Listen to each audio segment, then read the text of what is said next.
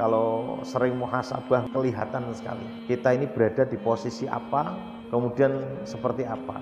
Sehingga orang-orang terdahulu itu, para ulama salaf itu kan setelah Ramadan 6 bulan pertama itu berdoa agar amalannya diterima. 6 bulan pertama. Begitu masuk Rabiul Tsani sampai kepada Sya'ban berdoa agar dipertemukan Ramadan depan.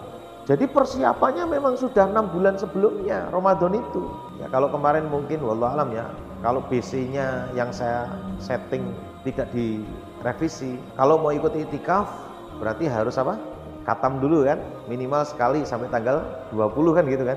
Nanti 10 ke depan berusaha mengatamkan kembali kan gitu. Itu sebenarnya dalam rangka apa? Persiapan. Harusnya bulan Sya'ban ini sudah khatam sih.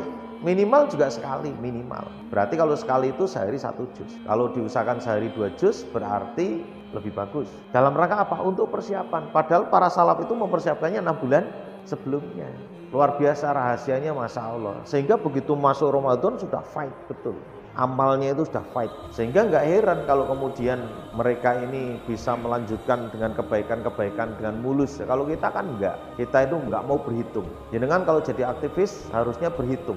Wah ini nanti saya mau pergi ke sini, mau ada tamu begini. Berarti kalau ada waktu betul-betul kosong ya gunakan bagaimana 6 hari itu sudah bisa selesai. Jadi jangan wah nanti ditunda-tunda malah nanti wah 12. Ini menjadi catatan bagi kita semua di antaranya. Baik, kenapa demikian? Beberapa waktu yang lalu sudah saya bacakan satu riwayat yang cukup menjadi inspirasi bagi kita. Kenapa sampai Ramadan itu begitu sangat penting?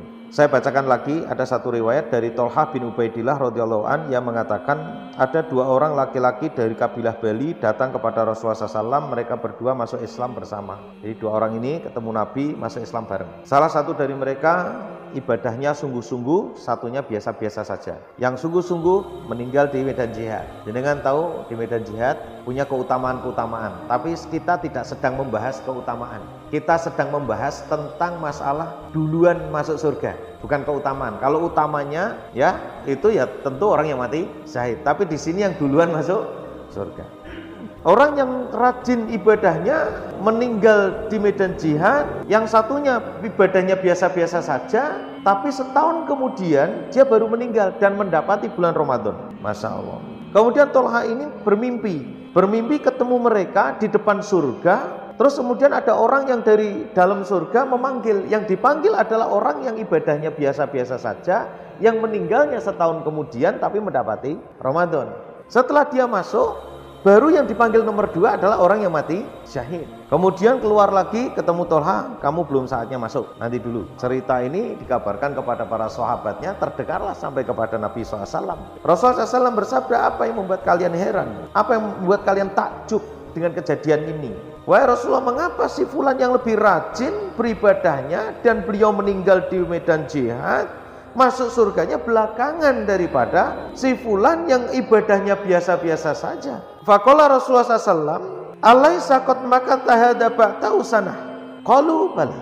Qala wa adraka ramadhana fa shoma fa shalla kada wa kada min sajdati fi sanati. Qalu bala.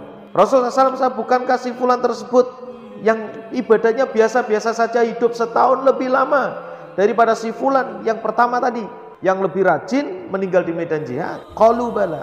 Kata sahabat, benar. Rasul mengatakan atau bersabda, bukankah si fulan tersebut yang ibadahnya biasa-biasa saja menjumpai Ramadan, dia berpuasa di situ, sholat di bulan Ramadan, kemudian sujud di bulan Ramadan, melakukan ibadah-ibadah yang lain seperti infak, baca Quran? Jawab para sahabat, tentu ya Rasulullah. Qala Rasulullah SAW, fama bainahuma ab'adu mimma bainas sama'i wal ardh. Rasulullah SAW bersabda, sesungguhnya jarak antara mereka berdua lebih jauh daripada langit dan bumi. Masya Allah. Ini menunjukkan apa? Bahwa keutamaan Ramadan itu sampai seperti itu. Bisa masuk lebih dulu. Bahasa saya nyelip orang yang mati syahid. Padahal orang mati syahid itu punya keutamaan. Bisa memberi syafaat kepada 70 keluarganya. Darah sebelum menetes ke bumi diampuni dosanya, dipakaikan dari permata oleh Allah Subhanahu wa taala, diperlihatkan tempatnya, tidak dihisap. Tapi ternyata kalah dengan orang yang mendapati Ramadan. Artinya apa? Disinilah letak kelemahan kita, kebanyakan kita itu.